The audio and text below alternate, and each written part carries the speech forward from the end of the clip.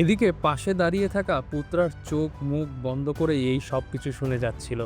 যাই হোক, সবার এত পরিশ্রম আর আগ্রহ দেখে রিন্ডা তাদেরকে নাচ শেখাতে রাজি হয়ে যায়। তবে তার শর্ত ছিল একটাই, তাকে রিন্ডা ম্যাম নয় বরং রিন্ডা আপু বলে ডাকতে হবে। মানে নিজের মাকে এখন আনিসাকে বোন বলে ডাকতে হবে।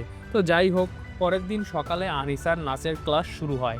প্রথম দিকে তারা নাচ খুব একটা পারছিল না, তাই প্রথম দিনের ক্লাস কোনো মতে শেষ করে তারা বাসায় চলে আসে। তো বাসায় আসার পর রিন্ডা রান্নাবান্না করতে থাকে।